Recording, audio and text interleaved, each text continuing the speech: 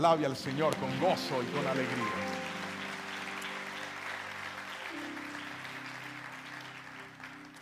Hoy vamos a aprender por la palabra cómo tener una familia consagrada. Creo que uno de los grandes retos de esta generación es poder bendecir la familia.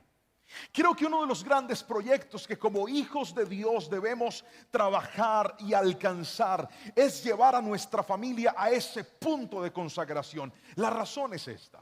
Levante la mano todos los que se acuerdan de la casa de su abuela y que ella solía tener allá guardada una vajilla que nadie la podía usar excepto las visitas especiales. Digan amén, yo los veo. Y le servían a uno en esos vasos de aluminio, en esos platos quebrados, y la vajilla bonita estaba aparte, porque era para la visita especial. O sea, usted no era especial, eran otros los de la calle. Pero una de las particularidades de estas vajillas que estaban reservadas y que estaban aparte es que al estar reservadas se mantenían buenas, duraban, eran las que más se cuidaban. Ese ejercicio se llama consagrar. Consagrar es tomar algo y reservarlo para algo especial. Cuando algo se consagra, dura.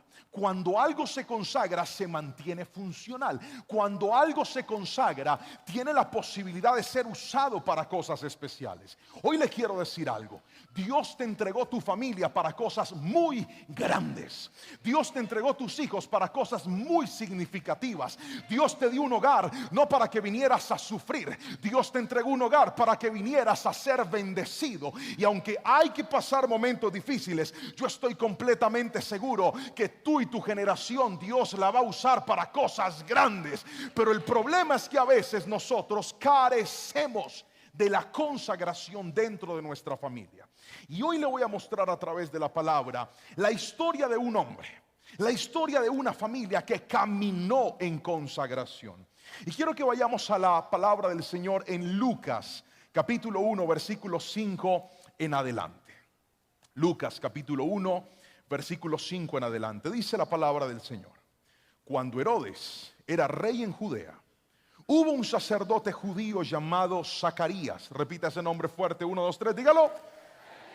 Era miembro del grupo sacerdotal de Abías, y su esposa Elizabeth también pertenecía a la familia sacerdotal de Aarón. Eso significa que ambos eran levitas, eran sacerdotes. Zacarías y Elizabeth eran justos a los ojos de Dios y cuidadosos en obedecer todos los mandamientos y las ordenanzas del Señor. No tenían hijos porque Elizabeth no podía quedar embarazada y los dos eran ya muy ancianos. Cierto día Zacarías se encontraba sirviendo a Dios en el templo porque su grupo de sacerdotes estaba de turno en esa semana. Como era costumbre entre los sacerdotes, le tocó por sorteo entrar en el santuario del Señor y quemar el incienso. Versículo 10. Mientras el incienso se quemaba, una gran multitud estaba fuera orando. Y mientras Zacarías estaba en el santuario, se le apareció un ángel del Señor de pie a la derecha del altar del incienso. Cuando Zacarías lo vio, se alarmó y se llenó de temor. Pero el ángel le dijo: no tengas miedo, Zacarías. Dios ha oído tu oración. Tu esposa Elizabeth te dará un hijo y lo llamarás Juan. Tendrás gran gozo y alegría, y muchos se alegrarán de su nacimiento, porque él será grande a los ojos del Señor. No deberá beber vino ni ninguna bebida alcohólica, y será lleno del Espíritu Santo aún antes de nacer.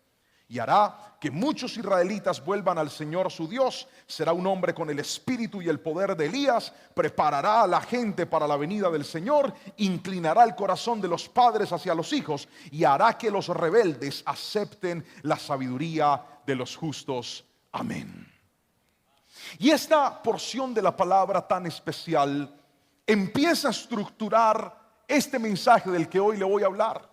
Hoy le voy a enseñar por la palabra cómo logramos tener una familia consagrada.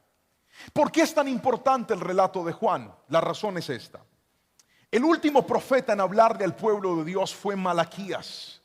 Y una vez Dios deja de hablar a través de Malaquías, viene un periodo llamado el periodo intertestamentario. 400 años de silencio, en donde Dios no habló, en donde la presencia del Espíritu Santo no usó a nadie, en donde hubo un total silencio. Fue en esa misma época donde el pueblo de Israel crea las sinagogas. En el Antiguo Testamento tú no ves la palabra sinagoga, fueron inventadas en el periodo intertestamentario.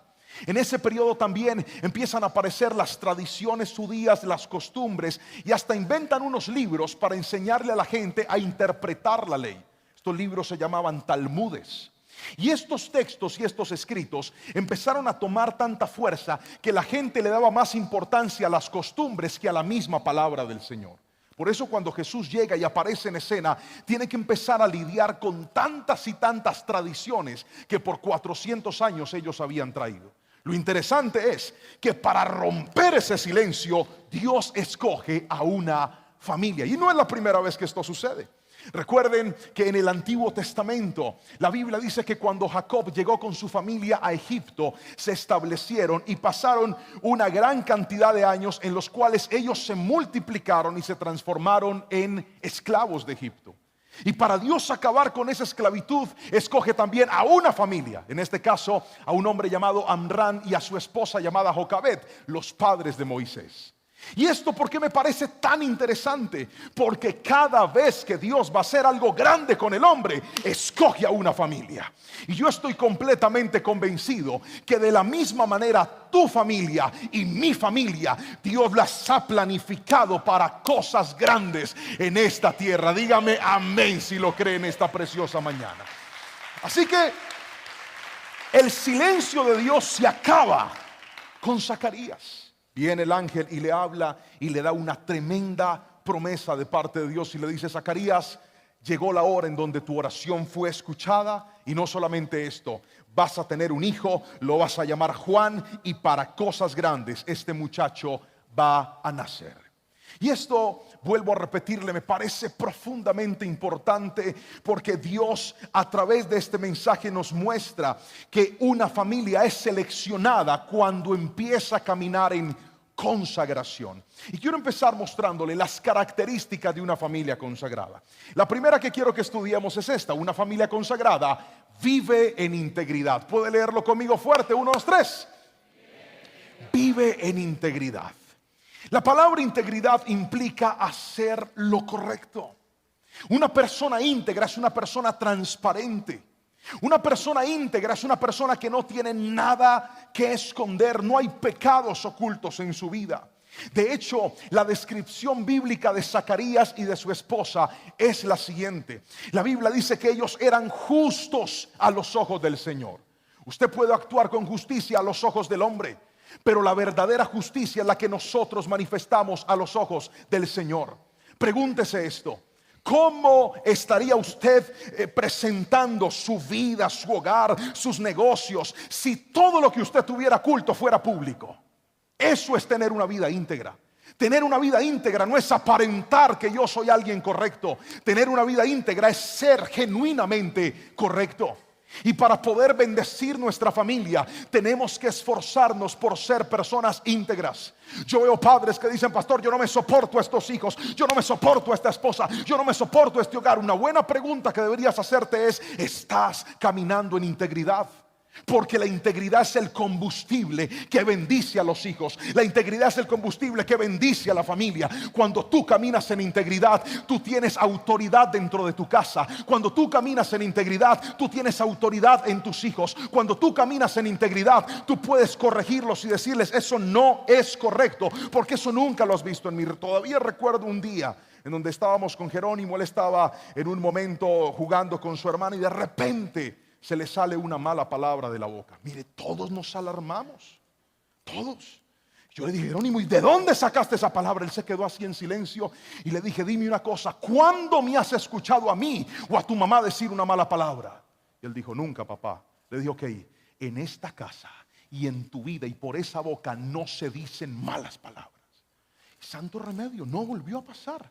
Porque a veces nosotros queremos corregir a nuestros hijos y corregir a nuestras generaciones en cosas donde nosotros estamos dañados. Péguele un codazo al que tiene a su lado y dígale: para que mi familia sea íntegra, yo tengo que ser íntegro. Si alguien me está entendiendo, dígame amén. Para que mi familia ande de manera correcta, yo tengo que andar de manera correcta. Y la Biblia lo dice de Zacarías y de Elizabeth. Dice que eran justos a los ojos del Señor. ¿Cuántas personas estarían avergonzadas si todo lo que tienen guardado saliera a la luz? ¿Cómo te presentarías delante de tu familia, delante de los demás, si cada una de las cosas que están escondidas fueran públicas en ti? Escuche esto: que hayan cosas que estén guardadas no significa que estén escondidas, porque nadie puede esconder nada a los ojos del Señor. Y quiero que escuches esto: cuando tú decides caminar en integridad, tal vez Dios trajo esta palabra para decirte: ponle un alto a cada pecado con el que estás lidiando. Escúchame lo que te voy a decir. Hay dos personas que saben lo que estás haciendo: el enemigo y Dios. ¿Y sabes por qué Dios te está dando esta palabra? Porque te está dando tiempo de que te endereces, porque te está dando tiempo de que sueltes eso y pongas tu camino de manera correcta. El enemigo no. El enemigo está esperando el momento indicado para destaparlo y avergonzarte. El enemigo está esperando el momento indicado para sacarlo a la luz y destruir las cosas más valiosas que tienes. Pero hoy Dios, a través de la palabra, te está diciendo: vuelve a consagrar a tu familia. ¿Y cómo se consagra a tu familia? Tomando la decisión de vivir en integridad. Escucha esto: la Biblia dice: sin santidad nadie verá a Dios. ¿Quieres ver la bendición de Dios? Vuelve a caminar en integridad. ¿Quieres ver el favor de Dios? Vuelve a hacer lo correcto a los ojos del Señor. Si alguien me está entendiendo, dígame un fuerte amén. Necesitamos familias íntegras otra vez. Pero no solamente ellos entendían que Dios los veía, sino que además eran cuidadosos en obedecer los mandamientos del Señor. Esto es tan importante porque me habla de dos cosas: me habla de conciencia, pero también me habla de cuidado. Escuche bien: cuando una persona pierde la integridad, esta persona ya actúa sin pensar. Cree que sus pecados no van a ser descubiertos, cree que sus andanzas no van a tener consecuencias. Escucha esto: tener una vida en integridad es tener precauciones y decir: si esto no le agrada a Dios, entonces no lo voy a hacer. Si esto me puede perjudicar, entonces no lo voy a hacer. Cuando usted decida caminar en integridad, usted va a traer bendición de Dios sobre su familia. La consagración se activa cuando en un hogar hay integridad.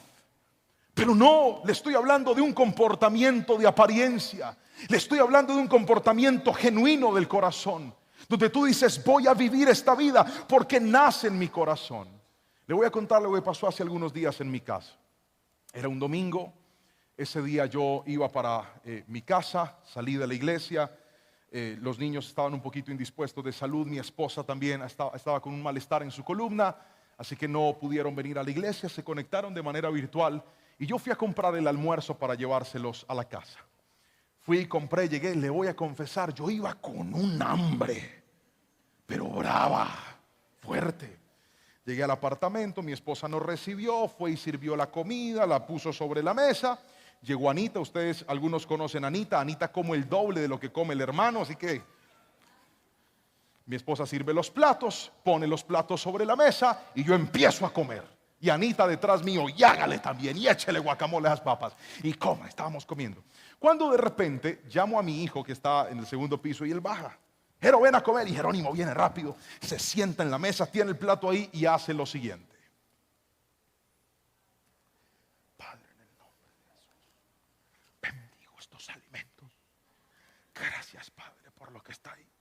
Cuando yo estoy, a mí casi se me vuelve la papa de la pena. Cuando yo veo a este pelado orando, dije: Señor, qué vergüenza. Yo solté el plato y empecé a orar también. Yo dije: Señor, perdona a este pecador. Le dije: Anita, deje de comer, hombre, que están orando. El chino termina y empieza a comer. ¿Sabes? Sentí en mi corazón dos cosas: pena, pero también gratitud.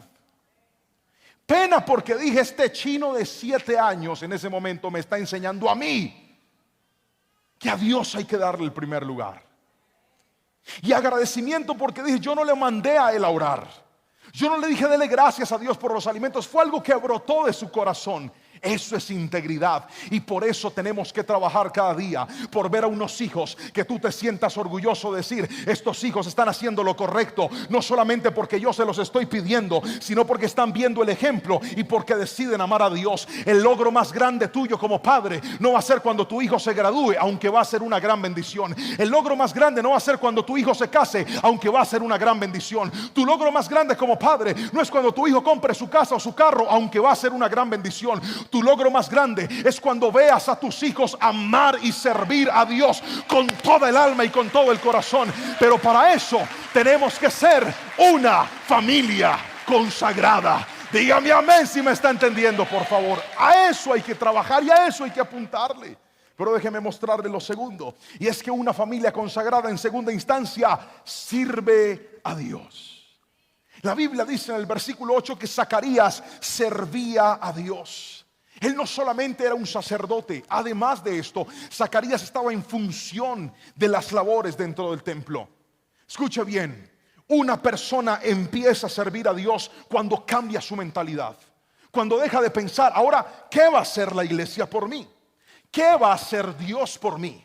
Un siervo de Dios piensa al revés y dice: ¿qué puedo hacer por Dios? ¿Qué puedo hacer por su iglesia? Y hay gente que dejó que su servicio se apagara. Hoy te quiero decir algo: Dios nos llamó para servirlo también. A Dios le gusta que lo sirvamos. Y hay gente que se llenó de ocupaciones, se llenó de compromisos, se llenó de tareas y tiene tiempo para el gimnasio, tiene tiempo para el estudio, tiene tiempo para el trabajo, tiene tiempo para el ocio, tiene tiempo para el cine, tiene tiempo para la comida, pero no tiene tiempo para servir al Señor. Escuche esto: cuando sacas el servicio, le abres puertas a que tu familia pierda la consagración. Si hay algo importante, si hay algo en lo que tenemos que esforzarnos, es en servir a Dios. Esta semana estuve predicando en uno de nuestros grupos y me encantó las palabras del anfitrión cuando nos está dando la bienvenida. Y entre todas las cosas que dijo, aquel hombre lanza la siguiente palabra y le dijo: yo les doy gracias por venir a mi casa al grupo.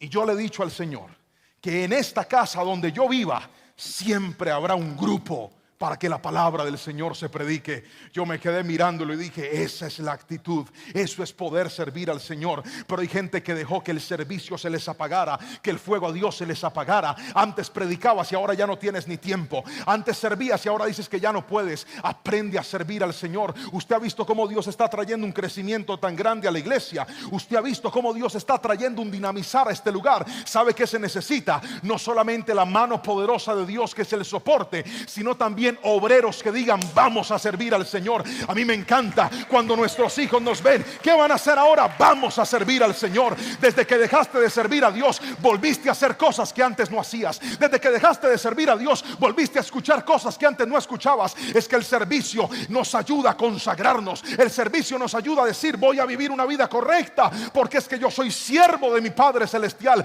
Hoy te voy a decir algo: cuando servimos a Dios, inspiramos a nuestras generaciones. Servir a Dios nos hace gente humilde. Servir a Dios nos engrandece delante del Señor. Servir a Dios inspira a nuestra familia. Para mis hijos es muy normal que papi les diga: voy a atender unas consejerías, tengo que ir a predicar, voy a estar sirviendo al Señor. Y con la pandemia y la virtualidad, pues ahora podíamos atender citas desde la casa de manera virtual.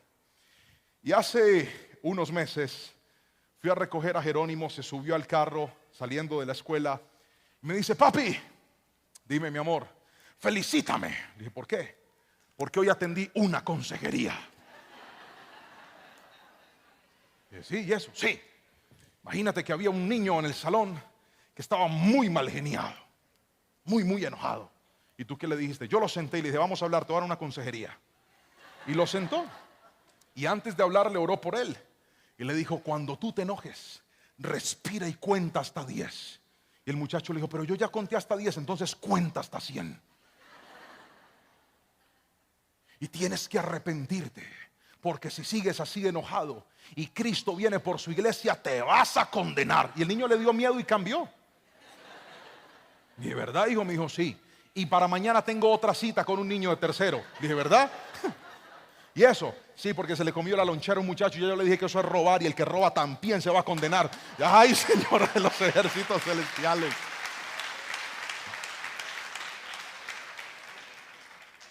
Uno de mis personajes favoritos en la Biblia se llama Obed-Edom. A Obed-Edom le llevaron la presencia de Dios, el arca, a su casa. Y cuando David decidió que la sacaran, ¿sabe qué hizo Obed-Edom? Se fue a vivir cerca del arca. ¿Y sabe qué dice la Biblia? Que los siguientes personas que escoltaban el arca de la presencia de Dios fueron los hijos de Obed-Edom. Mírame a los ojos y escúchame lo que te voy a decir.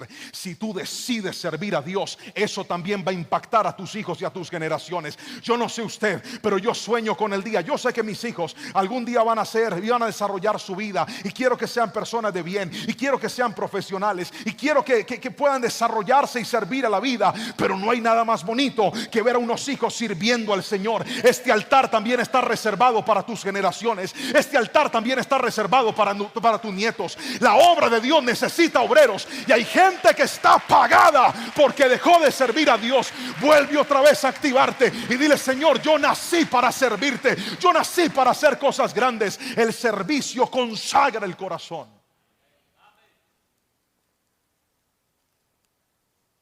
Ahora, hay que tener un equilibrio, porque algunas personas están en los polos peligrosos. El primer polo peligroso es el que no sirve a Dios, y el que tiene tiempo para todo menos para Dios. Eso es un polo muy peligroso, porque usted cae en una inactividad espiritual y se vuelve una persona que solo recibe y recibe y recibe y se le olvida dar.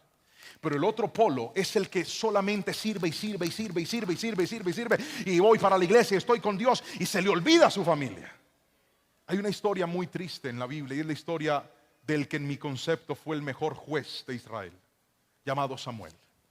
La Biblia dice que con Samuel Dios restableció la vida espiritual del pueblo. Dios vuelve a traer integridad en ellos. Dios vuelve a traer honra a su presencia a través del tiempo, del periodo donde Samuel es el juez. Pero ¿sabe qué dice el libro de Samuel en el capítulo 8? Que los hijos de Samuel no eran iguales a su padre.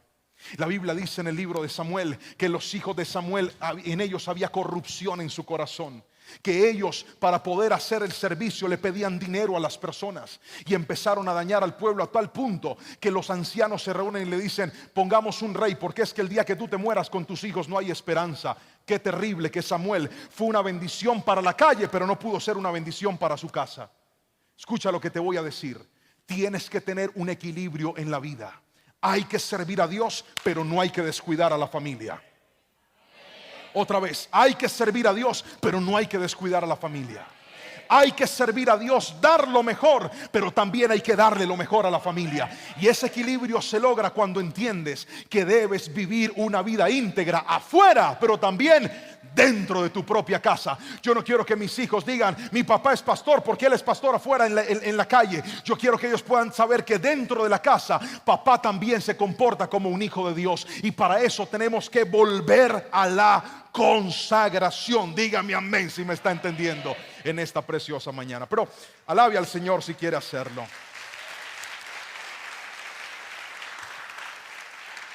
Ahora déjeme mostrarle la tercera característica de una familia consagrada, y es esto: una familia consagrada es disciplinada por Dios. Otra vez, ¿es qué?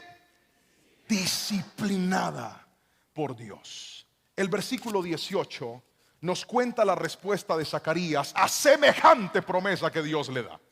Viene el ángel, se le aparece y le dice: Zacarías, tus oraciones han sido contestadas. La Biblia dice que Zacarías y Elizabeth ya estaban ancianos.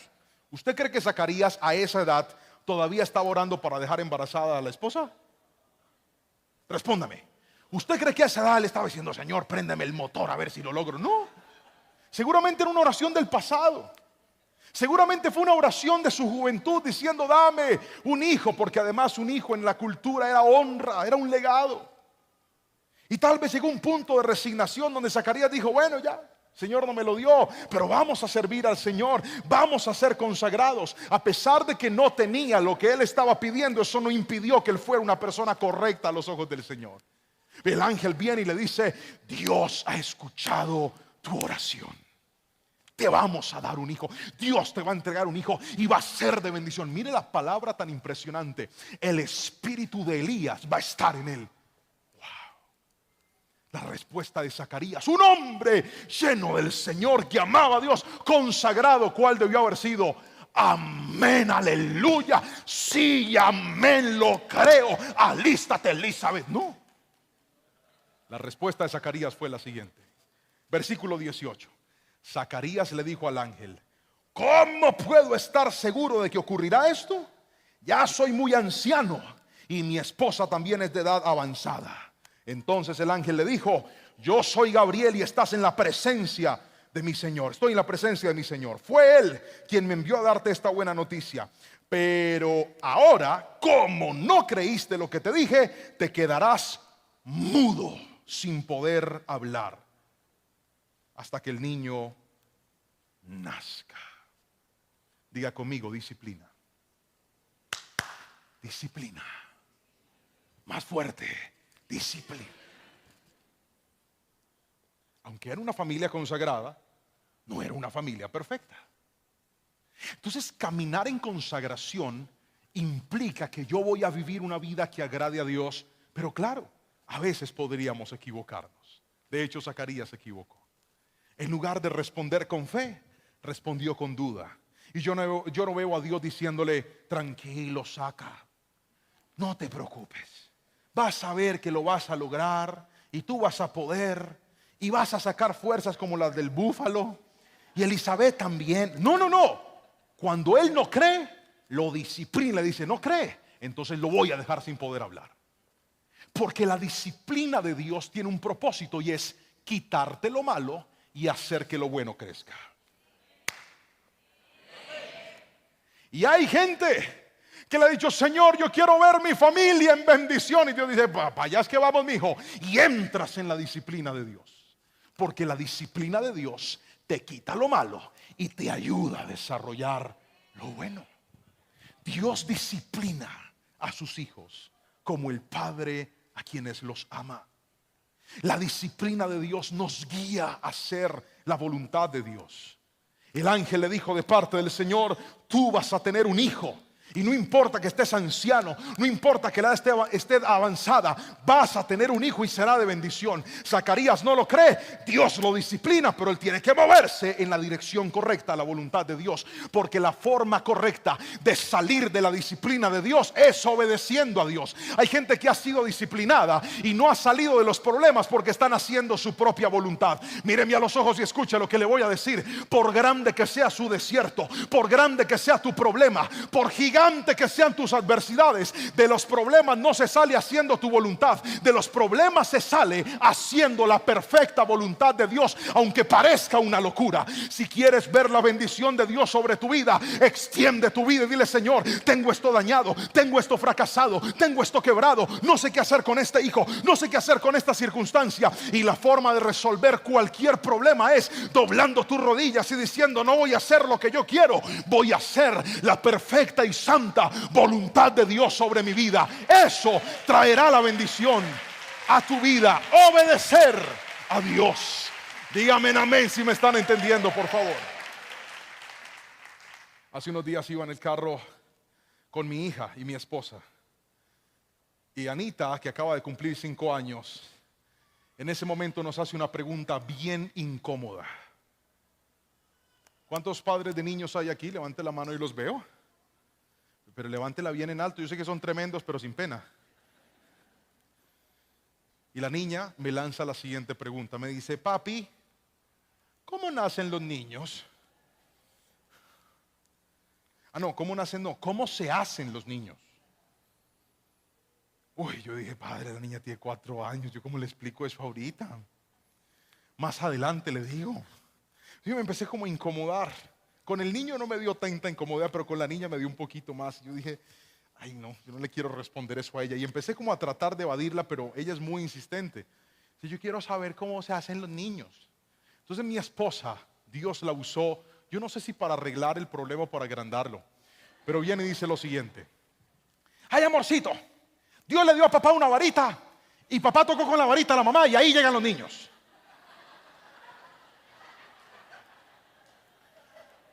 Yo dije: ya, bendito y alabado sea el nombre del Señor. Ya, me relajé, dije: ya.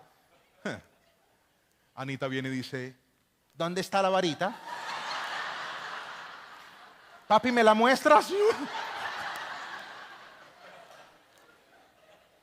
Ana no, pero Ana es muy intensa. Dice, no, yo, que me la muestren. Yo quiero ver la varita. Muéstramela. Yo, no, Ana, ya. Le abrí la ventana y dije, mire el paisaje. Y ya la distraje y ahí se fue. Pues ¿sabe qué pasó con Zacarías? El ángel lo deja mudo, pero tuvo que usar la varita. Y ella se fue donde Elizabeth y le dijo, sin palabras, yo no sé cómo lo logró, pero lo logró. Porque la Biblia dice que aún en medio de su edad anciana, Elizabeth va a concebir un hijo de Zacarías. Aunque estaba en medio de la disciplina, él empezó a hacer lo que Dios lo llamó a hacer. Escúchame esto porque es poderoso. Vamos a la Biblia, le voy a mostrar algo interesante. El versículo 57 cuenta algo muy lindo. Vamos a la palabra del Señor. Versículo 57. Cuando se cumplió el tiempo para que naciera el bebé, Elizabeth dio a luz un hijo varón. Todos los vecinos y parientes se alegraron al enterarse de que el Señor había sido tan misericordioso con ella. Cuando el bebé cumplió 8 días, todos se reunieron para la ceremonia de circuncisión. Querían ponerle por nombre Zacarías como su padre, pero Elizabeth dijo, no, su nombre es Juan. ¿Quién había dicho que el niño se llamaba Juan? El ángel de Dios. Porque ellos tenían una instrucción. Y aunque culturalmente los hijos tenían que heredar el nombre de uno de sus antepasados, Dios había hecho algo especial con ellos. Cuando una familia está consagrada, no se mueve ni por las costumbres ni por las tradiciones, y es que todo el mundo lo hace. Una familia consagrada se mueve por las instrucciones de Dios. Ay, pastor, es que todas las familias hacen esto. Sí, pero mi familia es una familia consagrada. Pastor, es que todas las familias en los cumpleaños toman trago. Yo cómo no voy a regalar, que la regalen todos. Mi familia es una familia consagrada. Si les gusta con Coca-Cola, bienvenidos, y si no, pues aquí no se puede, porque esta es una familia consagrada. Me encanta de Elizabeth, que en medio del silencio de Dios, en medio del silencio de su esposo, Zacarías, ella dice, no, la instrucción es que se llame Juan, y este niño se va a llamar Juan. No contentos con ello los demás, dice, vamos a preguntarle al papá. Mire lo que dice la Biblia. Versículo número 61. ¿Cómo? Exclamaron, no hay nadie en tu familia que tenga ese nombre. Entonces le preguntaron por gestos al padre cómo quería que se llamara. Zacarías pidió con señas que le dieran una tablilla para escribir, y para sorpresa de todos, escribió su nombre y dijo Juan.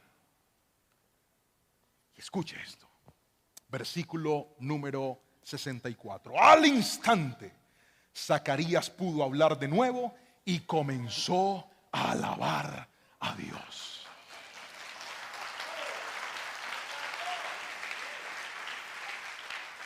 ¿Sabe por qué la disciplina de Dios es tan importante? Porque las últimas palabras de Zacarías, en medio de su confrontación con la presencia de Dios, fueron de duda. Pero las primeras palabras de Zacarías, cuando Dios sale de la disciplina, fueron de alabanza y de gloria al Señor. Así funciona la disciplina de Dios. Entras de una manera, pero sales de otra. Y hoy te voy a decir en el nombre de Jesús, porque yo sé que hay gente aquí que dice, pastor, yo siento que mis hijos están en medio de la disciplina de Dios. Yo siento que mi relación de pareja está atravesando la disciplina de Dios. Yo siento que un esposo, una esposa, un padre, una madre están atravesando la disciplina de Dios. Hoy te lo voy a decir, entraste de una manera, pero saldrás de otra, en el nombre poderoso de Jesús. Las primeras palabras de Zacarías no fueron, ay, qué lindo mi niño. Ay, no, las palabras de Zacarías fueron, la gloria y la honra son de Dios por siempre y para siempre. Eso es ser disciplinado con Dios. Entras con duda, pero sales con la fe arriba e intacta. La disciplina de Dios te cambia. La disciplina de Dios bendice a tu familia. Pero quiero mostrarle lo cuarto y último. Y es que una familia consagrada, en última instancia, es de bendición para otros. Y esto me impacta profundamente, porque el versículo 65 dice lo siguiente: todo el vecindario se llenó de temor reverente, y la noticia de lo que había sucedido corrió por todas las colinas de Judea. Los que la oían meditaban sobre los acompañamientos y se preguntaban: ¿qué llegará a ser este niño? Pues la mano del Señor está sobre él de una manera especial. Zacarías es disciplinado y pierde la capacidad de hablar por los meses en los que su esposa estaba en el proceso de gestación, de embarazo, y mientras que el niño fue fabricado con la varita. Él no puede hablar en ese tiempo. Pero una vez él vuelve a hablar, la Biblia dice que ese milagro del habla de Zacarías activó en todos los que estaban en el templo un temor reverente. ¿Y esto por qué es tan importante? Porque Dios se valió de ese milagro para activar una atmósfera de fe en un pueblo que venía de 400 años de silencio. Todo el mundo empieza, se admiran, se sorprenden, acaban de ver un milagro sobrenatural de Dios, al punto que cuando ven al niño, ellos mismos dicen: ¿quién será este niño? ¿Quién será él que tiene cosas tan y tan especiales? Lo que te quiero decir es esto: lo que para la familia de Zacarías fue una disciplina, fue un proceso de cambio, Dios lo usó como algo de bendición para otras personas. Mírame a los ojos y escúchame. Tus más grandes procesos, tus más grandes disciplinas, tus más grandes temporadas de formación no solamente te van a ayudar a ti, van a inspirar a otros también para que amen y sigan al Señor. Hay gente que dice: pastor, ¿qué cosa grande puede hacer Dios de esta tragedia? ¿Qué cosa grande puede hacer Dios de esta dificultad? ¿Qué cosa grande puede hacer Dios de este colapso en el que estoy viviendo dentro de mi casa? Hoy te voy a decir: yo tengo un Dios especialista en tomar los fracasos y transformarlos en bendición. Yo tengo un Dios especialista en tomar lo que no sirve, hacerlo funcional para gloria y honra de su nombre. Pero eso solamente se va a lograr cuando decidas vivir como una familia consagrada. Dígame amén si me está entendiendo, por favor. Tu vida, tu familia será de bendición para otras personas. Y esto es maravilloso.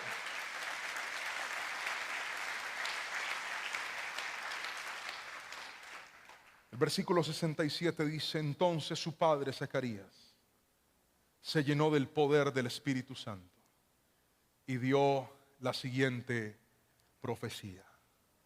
Tremendo. Qué forma de acabar con el silencio, Padre. Tomas a una familia, la llenas de tu Santo Espíritu, y este hombre empieza a anunciar. Mire las palabras de Zacarías. Versículo número 68. Alaben al Señor, el Dios de Israel, porque ha visitado y redimido a su pueblo. Nos envió un poderoso Salvador del linaje real de su siervo David, como lo prometió mediante sus santos profetas hace mucho tiempo. Ahora seremos rescatados de nuestros enemigos y de todos los que nos odian. Él ha sido misericordioso con nuestros antepasados al recordar su pacto sagrado, el pacto que prometió mediante un juramento a nuestro antepasado Abraham. Hemos sido rescatados de nuestros enemigos para poder servir a Dios sin temor, en santidad y justicia mientras vivamos. Versículo 76. Este me tocó el alma y el corazón. Mire lo que le dice Zacarías a su hijo: y tú, mi pequeño hijo, serás llamado profeta del Altísimo, porque prepararás el camino para el Señor. Siga, por favor. Y dirás a su pueblo cómo encontrar la salvación mediante el perdón de sus pecados. Siga. Gracias a la tierna misericordia de Dios, a la luz matinal del cielo está a punto de brillar entre nosotros. Siga, para dar luz a los que están en la oscuridad y en sombra de muerte, y para guiarnos al camino de la paz. Y aquí viene el nombre del chiquitín, y dice: Juan creció y se fortaleció en espíritu y vivió en el desierto hasta que comenzó su ministerio público a Israel. El resultado de una familia consagrada tiene nombre propio: Juan el Bautista. Del mismo que Jesús dijo: todos los profetas del Antiguo Testamento, ninguno se compara a Juan. Hoy te voy a decir algo. Yo no sé si tú me estás entendiendo, pero yo creo en lo profundo de mi corazón que Dios va a levantar nuestra familia y nuestras generaciones para cosas enormes, para cosas impresionantes. Pero para que eso se logre, necesitamos ser una familia consagrada. Yo quiero terminar esta palabra haciendo una pregunta en esta mañana, y es esta: de los principios que hoy usted recibió, de lo que hoy Dios habló a nuestro corazón y a nuestra vida, ¿qué cosas tal vez son parte del pasado en usted? ¿Qué cosas no están presentes en su familia? ¿Cuáles, pastor? ¿Será que caímos en el vacío de vivir una vida distante de la integridad? Haces tus negocios a tu manera y se te olvida hacer los negocios con integridad. Manejas tu dinero a tu forma y se te olvida manejarlo con integridad. Tu celular está lleno de todo menos de integridad. Tu comportamiento para con los demás incluye todo menos la integridad. La forma en la que le hablas a tus hijos, en la que tratas a tu esposa, a tu esposo, habla de todo menos de integridad. Te comportas peor que un impío en la calle. Y tienes la osadía de herir, de dañar, de ofender, como una persona que carece de integridad.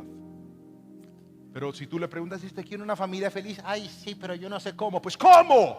Viviendo en integridad otra vez, haciendo lo correcto a los ojos del Señor, sacando de nuestra vida lo que no es correcto. ¿Será que el servicio a Dios es algo del pasado en usted?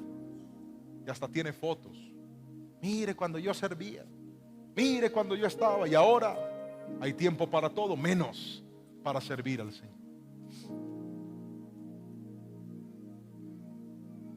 Tal vez algunos entraron a la disciplina de Dios y no han entendido que esa disciplina no vino a dañarles lo bueno, vino a quitarles lo malo, que es distinto. Y la única forma de poder salir victoriosos de esa disciplina es haciendo la perfecta voluntad de Dios. Y por último, yo no sé usted, pero yo quiero que mi familia, que mis generaciones puedan ser de bendición para los demás. No solamente para mí, también para los demás. Y para que logremos eso, necesitamos volver a la consagración. Yo quisiera hacer una oración muy especial por todos aquellos que dicen hoy: pastor, yo también quiero que mi familia se vuelva a consagrar. Yo también quiero que mis hijos vuelvan a la consagración. Tal vez por algún tiempo tendrás que hacerlo tú solito, porque la mejor forma de predicarle a nuestra familia no es con nuestras palabras, es con nuestro ejemplo. Algunas personas hasta se van a desesperar y dicen: pastor, es que yo quiero que ya estén todos aquí, que todos estén ahí. Y ahí voy, yo los regaño y los insisto y les digo: no les voy a hacer almuerzo si no van a la iglesia y vienen con hambre al culto. Y me toca así extorsionarlos y yo sé que es difícil al principio. Pero ¿sabes qué me encanta de la historia de Zacarías? Que llegó un día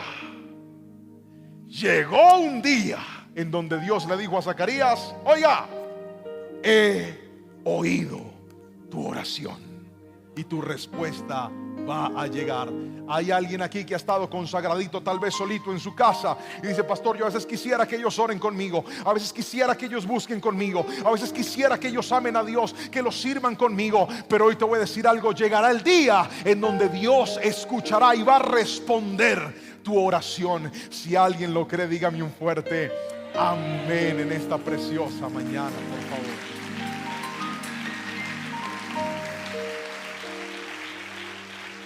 Ponte sobre tus pies, cierra tus ojitos,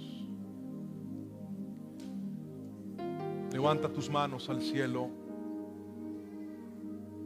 Llegó la hora de ponernos a cuentas con el Señor.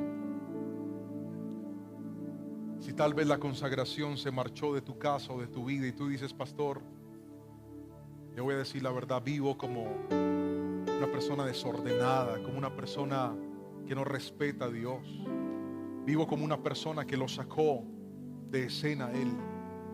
Hoy es el momento de volver a estar en consagración con Dios. Levante sus manitos lo más alto que pueda y ore conmigo y dígale: Señor, yo te doy gracias en esta preciosa mañana. Gracias por hablar a mi vida y a mi corazón hoy y recordarme cuán importante y cuán necesaria es tener una familia consagrada. No solamente vivir como quien persigue el éxito, el dinero, los recursos, la fama, el reconocimiento. No, eso todo es pasajero. Vivir como aquellos que saben que la mayor victoria de esta tierra es verte sonreír, Señor. Ayúdanos a honrarte. Disciplínanos hasta que volvamos a amarte con todo el alma y con todo el corazón. Levante sus manitos y dígale: ayúdame a salir de estas pruebas. Ayúdame a salir de estos desiertos en donde por momentos siento el dolor, el vacío, la incertidumbre. Pero hoy Dios ha dicho: a una familia consagrada yo le voy a responder. A una familia consagrada yo voy a obrar sobre ellos. Aunque el milagro parezca una locura, para Dios todo es posible. Señor, hoy te honramos y te agradecemos. Nuestra alma te alaba y te glorifica, y recibimos en nuestro corazón tu palabra y salimos en un instante, cuando esta celebración termine, determinados y decididos a vivir una vida en consagración, en el poderoso nombre de Cristo Jesús. Que alguien diga un fuerte amén. Amén.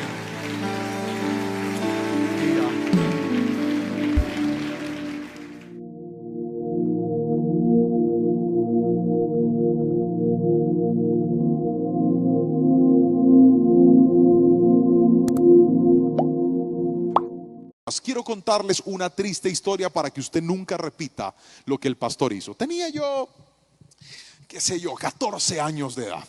Estaba viendo un canal de televisión en mi televisor. Era una etapa de soltería. Tenía novia, estaba solo, pero quería tener novia. Estaba viendo yo el programa cuando abajito del programa, un programa juvenil de música, abajito sale una barra. Y en la barra empiezan a aparecer frases como esta. Dice: hola, me llamo fulano de tal y quiero conocer amigos. Ya que no sabe qué hice yo, le mandé un mensaje. Porque la página permitía que la gente mandara ese tipo de mensajes para conocer gente nueva. Le quiero enseñar algo, su pastor se lo va a enseñar, y de esa manera el día que usted esté delante de Dios dando cuenta, nunca va a poder decir que no se lo dijeron. En esas barras nunca habrá un lindo o una linda colocando mensajes. Nunca. Pero yo creía que sí. Yo dije: la misericordia de Dios es grande y soy un buen partido. De pronto, pescando en río revuelto, algo encuentro. Y entonces le mandé un mensaje. La muchacha me respondió. Yo le escribí, le dije: me gustaría conocerte. Ella dijo: a mí también. Muy lanzada para hacer algo tan bonito como parecía.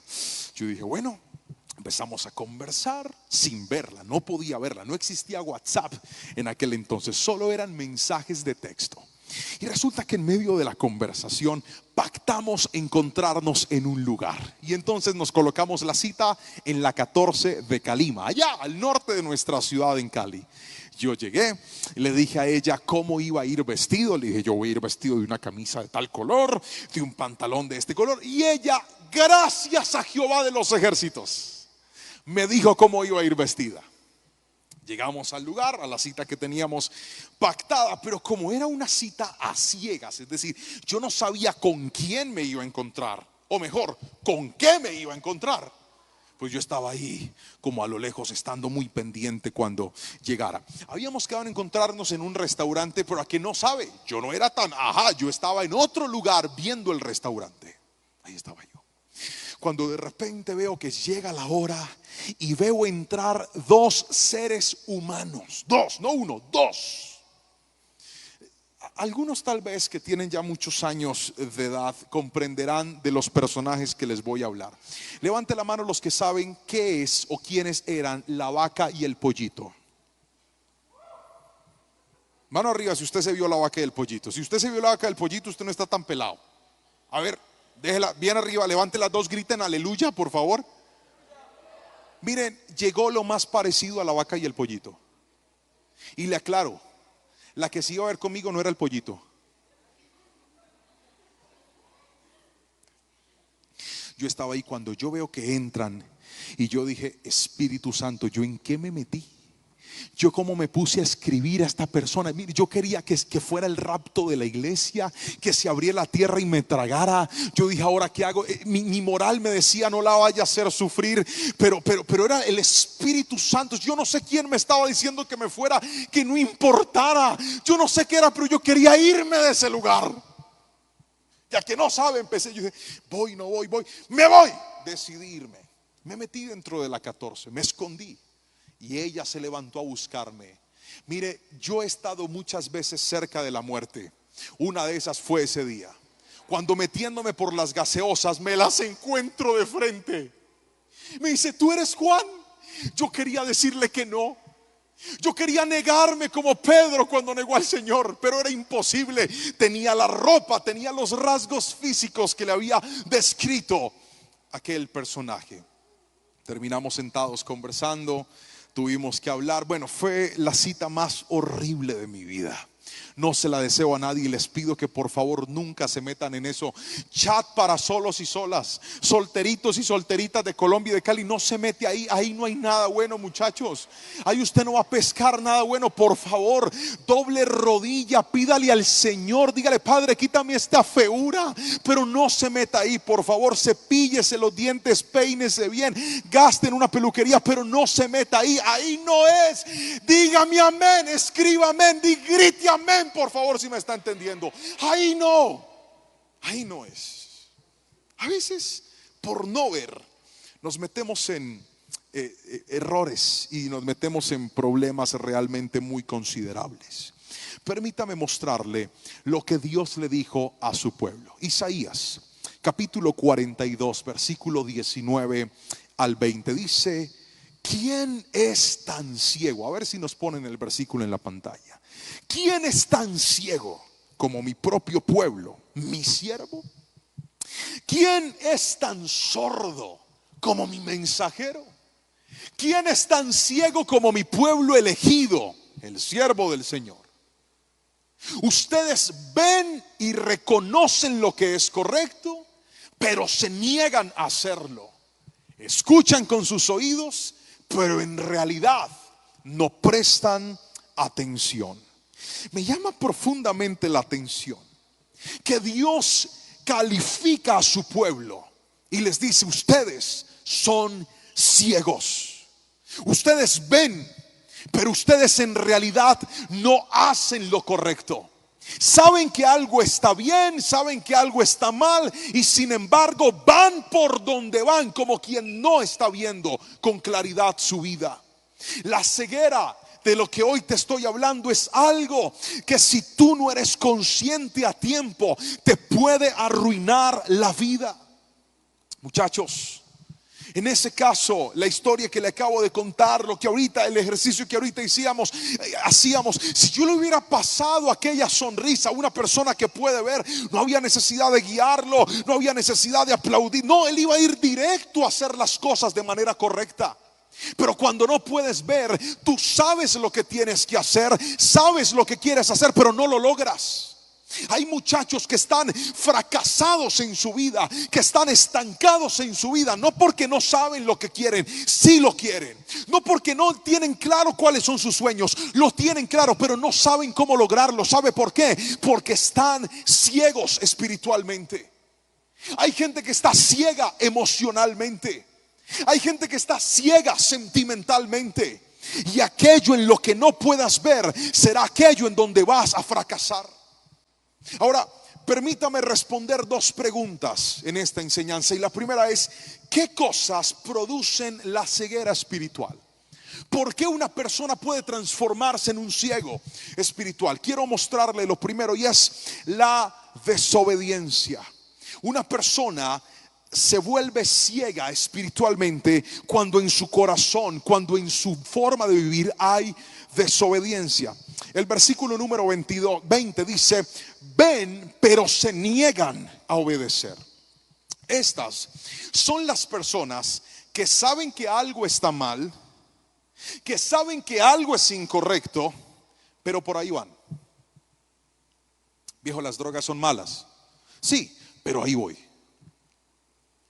Viejo, gastarte tu dinero en licor, en trago, en cigarrillo te hace daño. Sí, pero ahí voy. El ciego, el desobediente es aquel que, conociendo lo que está bien y está mal, igual decide ir por ahí. Cuando en tu vida hay desobediencia, la desobediencia produce ceguera. Si alguien me está entendiendo, levante la mano derecha y grite amén, por favor. Otra vez, muy fuerte. Diga amén, por favor. La desobediencia produce ceguera. Cuando persistes en algo que no es correcto, aún sabiendo que no está bien, te conviertes en un ciego con altas tendencias al error. Porque la gran mentira que el enemigo quiere que creas es que mientras sigas en ese pecado, mientras sigas haciendo lo indebido, tu vida va a funcionar. Y es exactamente esa la razón por la cual tu vida dejó de funcionar. Mientras estés hundido en el pecado, mientras estés practicando el pecado, sabiendo que es incorrecto, pero pensando que lo puedes manejar, te estás transformando en alguien ciego. Por eso sientes despropósito, por eso no sabes para dónde va tu vida, porque estás deleitándote en placeres. Y hoy quiero enseñarte algo: la vida no se construye en la capacidad de deleitarme en los placeres. La vida se construye en la capacidad de proyectarme, aunque todo en mi vida sea incierto, aunque por momentos en mi vida